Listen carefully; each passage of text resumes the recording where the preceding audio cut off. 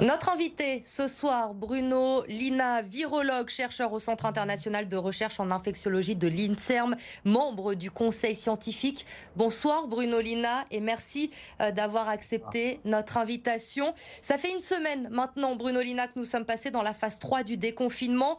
Trop tôt bien sûr pour voir les effets, mais les chiffres sont encourageants. La baisse se poursuit et ce malgré les premières réouvertures le 19 mai dernier. Est-ce qu'on peut dire ce soir, Bruno Lina, que la circulation du virus est aujourd'hui sous contrôle? Alors en tout cas, cette circulation de virus, elle baisse de façon significative et ceci depuis maintenant plusieurs semaines. Et c'est vrai qu'on accumule un certain nombre de très bonnes nouvelles ces derniers temps. On voit malgré tout que le taux d'incidence en Auvergne-Rhône-Alpes reste légèrement élevé, mais il est bas, hein, il est aux alentours de 50 pour 100 000 habitants, ce qui est à peu près la même chose pour le Rhône. C'est des niveaux qu'on n'avait pas vus depuis très longtemps. Il faut remonter pratiquement au mois de septembre pour arriver à des niveaux de circulation aussi bas. Et très clairement, c'est la combinaison à la fois de la vaccination qui joue un rôle majeur, le climat qui certainement joue un rôle très important aussi, et puis l'ensemble du comportement qui fait que ce virus aujourd'hui trouve moins facilement des personnes infectées parce que on porte le masque malgré tout, même si on va cesser de le faire. Et puis, il y a toute une série de réflexes qui sont pris par tout le monde et qui freinent la circulation du virus. Alors justement, Bruno Lina, conséquence de ces bons chiffres, vous venez de l'évoquer rapidement, Jean Castex a annoncé aujourd'hui la levée du couvre-feu à partir de dimanche 23 heures, la fin de l'obligation du port du masque en extérieur dès demain. Est-ce qu'on ne va pas un petit peu trop vite tout de même? Alors, c'est toujours pareil, c'est-à-dire qu'on peut réfléchir sur les décisions qui sont prises et le problème reste toujours le même. On essaye de construire, enfin les politiques, les journalistes, beaucoup de monde essayent de construire des calendriers à échéance. Or, ces calendriers sont parfois et même très souvent pris en défaut, alors cette fois-ci plutôt dans le sens positif, parce que finalement, dans la dynamique épidémique, eh bien, il y a des éléments que l'on maîtrise et d'autres que l'on maîtrise un petit peu moins. Donc, on savait depuis le début de la phase de déconfinement qu'on allait avoir vers un assouplissement progressif de l'ensemble des mesures. C'était important, c'était prévu, mais c'est très compliqué de dire au niveau au mois d'avril ce qui va se passer entre le 20 et le 30 mai ou le 20 et le 30 juin. Donc c'est pour ça qu'il faut bien comprendre que ce qui est proposé à chaque fois, c'est une stratégie évolutive par rapport à la levée des différentes mesures et que des indicateurs permettent de suivre si les choses vont bien ou si elles ne vont pas très bien. En l'occurrence, les indicateurs aujourd'hui sont plutôt bons.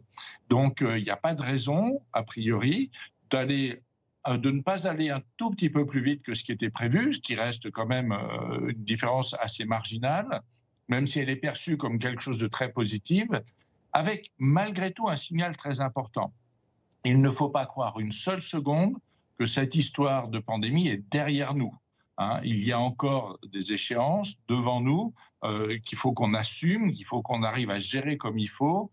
La première de ces échéances est l'arrivée du variant Delta qui peut entraîner des conséquences exactement inverses de ce que l'on voit aujourd'hui en France, et c'est ce qui se passe en Grande-Bretagne.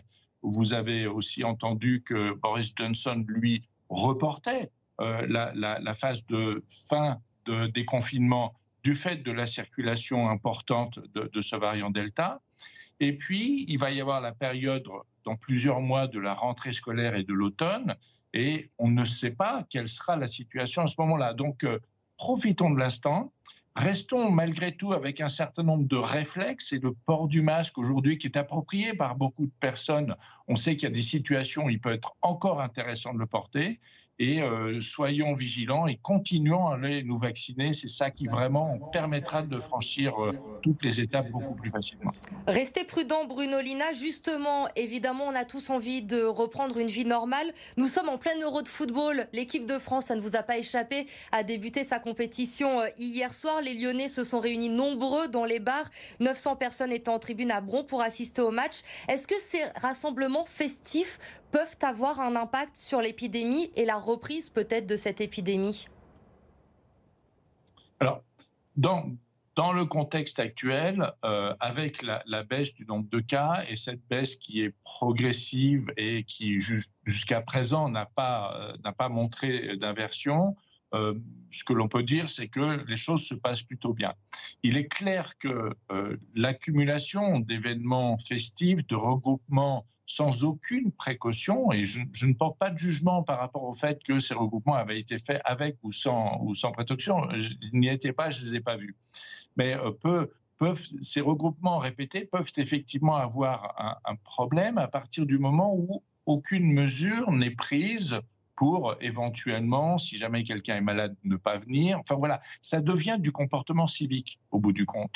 Et je pense qu'on peut arriver à avoir ces réunions dans de bonnes conditions, mais ça suppose les efforts individuels de chacun.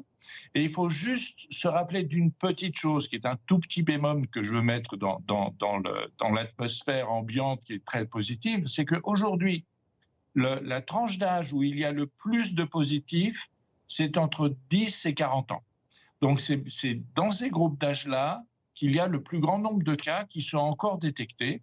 Alors, ce sont des chiffres pas très élevés, mais il y a encore du virus qui circule. Il ne faut pas croire que ce virus a disparu et il ne faudra pas croire que ce virus va disparaître complètement pendant cet été. Il va circuler beaucoup moins, la transmission se fera moins bien, mais je dirais à ceux qui veulent aller dans ces regroupements festifs de façon régulière, qu'ils aillent se faire vacciner. Et à ce moment-là, c'est déjà une bonne partie d'entre eux le font déjà. Justement, Hein, mais c'est une Justement, Bruno Lina, pardon, je vous coupe. La vaccination, j'aimerais en avoir un mot sur ce sujet avec vous ce soir. Un peu plus de 800 000 personnes dans le Rhône ont reçu au moins une dose de vaccin pour le moment. Mais on voit que les créneaux ont un peu plus de mal qu'il y a quelques semaines à trouver preneurs, qu'il y a plus de place. Est-ce que vous avez la crainte, comme certains de vos confrères aujourd'hui, qu'on atteigne rapidement un plafond de verre dans cette vaccination ? Ce que je peux vous dire, c'est qu'aujourd'hui, quand on regarde les courbes de vaccination, et vous pouvez aller voir aussi bien que moi sur Covid Tracker, c'est encore une montée très rapide. Et c'est une montée très rapide, en particulier dans les tranches d'âge qui viennent de rentrer dans le circuit de vaccination. Et pour avoir regardé un petit peu ce qui se passait sur les créneaux du centre de vaccination de Gerland, il y a des créneaux, mais il n'y a pas de créneaux disponibles immédiatement. Donc on voit qu'il y a encore beaucoup de gens qui vont se faire vacciner et les assouplissements qui ont été mis sur les possibilités de vaccination en espaçant un peu plus ou un peu moins entre les deux doses doit permettre de faire cette vaccination de façon abondante pendant l'été. Donc pour l'instant, il n'y a pas de signal montrant qu'il y ait vraiment une baisse de la demande vaccinale. En revanche, on s'attend à ce que quand on va atteindre, là aujourd'hui, sur les plus de 50 ans, on est à au moins 65, entre 65 et 90% de vaccinés en fonction des tranches d'âge, ce qui est beaucoup pour une première dose. Sur les plus jeunes, eh bien, c'est en train de monter.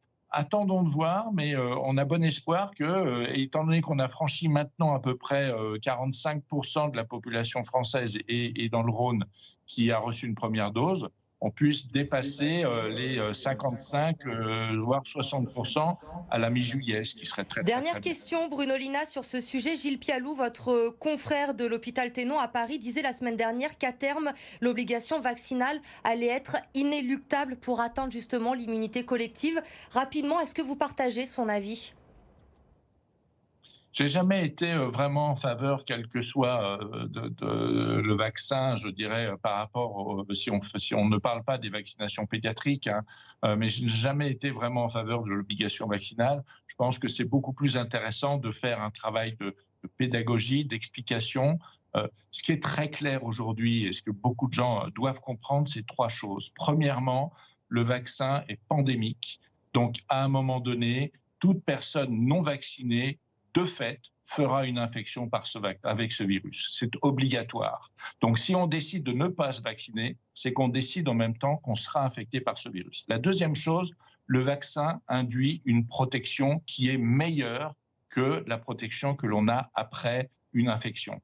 Et la troisième chose, c'est que les personnes qui sont infectées, si elles font une dose de vaccin après cette infection, elles sont à des niveaux de protection qui sont extrêmement élevés et qui les protègent de façon durable contre l'ensemble des variants qui circulent. Donc on voit que vraiment, si on veut pouvoir passer un été tranquille, la vaccination est un élément extrêmement important et un élément clé de cet été. Merci beaucoup Bruno Lina, le message est passé. Merci d'avoir été notre invité ce soir sur BFM Lyon.